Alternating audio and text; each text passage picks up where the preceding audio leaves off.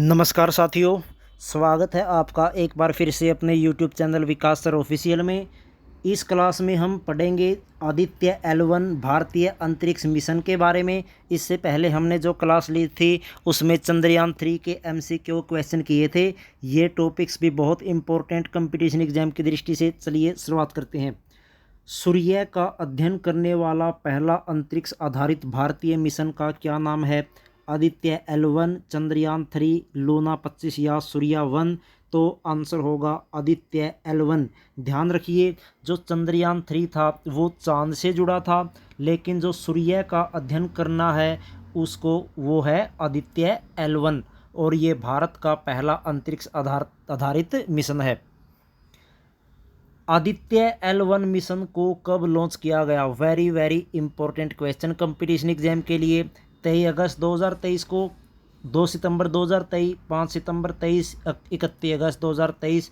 Answer होगा 2 सितंबर 2023। इसको Aditya L1 mission को लॉन्च किया गया था।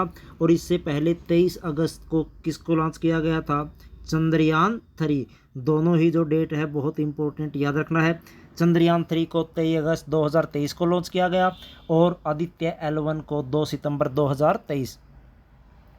आदित्य L1 मिशन को कहां से लॉन्च किया गया? किस जगह से लॉन्च किया गया था? Satish Dhawan space centre, Sriharikota Andhra Pradesh, Ranthambore Rajasthan, Tarapur Maharashtra. तो आंसर होगा ए, सतीश धवन स्पेस सेंटर, जो कि श्रीहरिकोटा आंध्र प्रदेश में है। वहां से ही आदित्य L1 को लॉन्च किया गया था। भारत के सारे जो सैटेलाइट है इसी जगह से ही लॉन्च किए जाते हैं। सतीश धवन स्पेस सेंटर, जो कि आंध्र प्रदेश में है श्रीहरिकोटा के नाम से। आदित्य L1 मिशन को किस स्पेस एजेंसी ने लॉन्च किया है? नासा, इसरो, एसा या रोस्कोमोस। तो आंसर है बी, इसरो।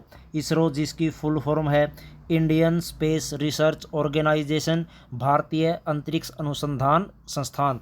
और जो नासा है वो USA की अंतरिक्ष स्पेस एजेंसी है। कई बार इसकी भी फुल फॉर्म पूछ ली जाती है, ध्यान रखिए। नासा अमेरिका की स्पेस एजेंसी है और इसरो भारत की। आदित्य L1 पृथ्वी से सूर्य की ओर किस बिंदु तक यात्रा करेगा? L1, P1, D1 या A1। तो आंसर है L1। L1 जो बिंदु है उसको लैग्रेंज बिंदु के नाम से भी जानते हैं। बहुत इंपॉर्टेंट क्वेश्चन दोस्तों, याद रखना है। L1 यानी लैग्रेंज बिंदु होता है।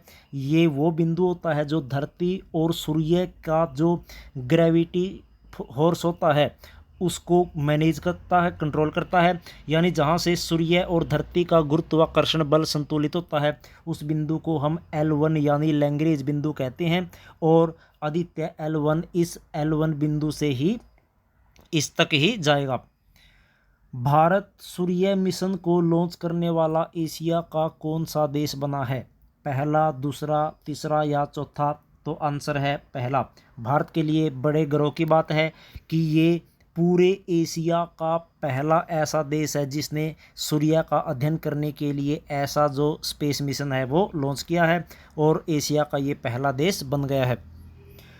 आदित्य L1 मिशन की अवधि क्या है? कितने साल तक काम करेगा आदित्य L1? 1 वर्ष, 2 वर्ष, 5.2 वर्ष या 7 वर्ष। तो सही आंसर है इसका 5.2 वर्ष।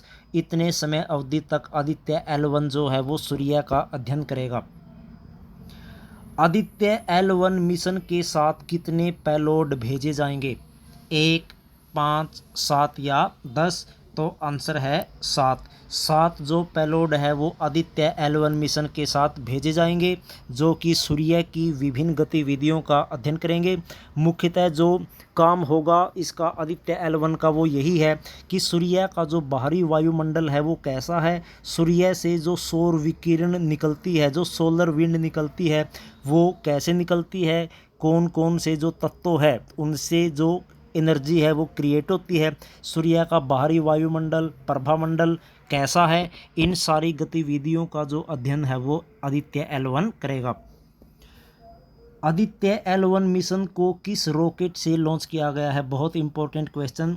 PSLV C11, PSLV XL C57, LM LV M3 M4 या GSLV M1, तो सही आंसर होगा बी PSLV XL C57 ही वो ऐसा रॉकेट है जिसको इससे लॉन्च किया गया है। तो दोस्तों ये थे आदित्य L1 मिशन से जुड़े कुछ इम्पोर्टेंट क्वेश्चन जो कंपटीशन एग्ज़ाम की दृष्टि से बहुत ही इम्पोर्टेंट है, क्योंकि आने वाले जो भी एग्ज़ाम होंगे, चाहे SSC हो, रेलवे हो, बैंकिंग हो, HSSC हो, सारे के सारे कंपटीशन एग्ज़ाम में चंद्रयान 3 और आदित्य L1 क्योंकि बहुत ही ये ट्रेंडिंग टॉपिक्स हैं और काफ़ी राष्ट्रीय गौरव का ये विषय है, सफलतापूर्वक इनकी लॉन्चिंग हुई है, इसलिए पूरी संभावना है 2 या 3 क्वेश्चन इनसे जुड़े ज़रूर पूछे जाएंगे।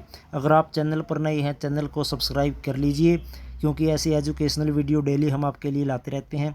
मिलते हैं दोस्तों नई वीडियो में, तब तक जय हिंद।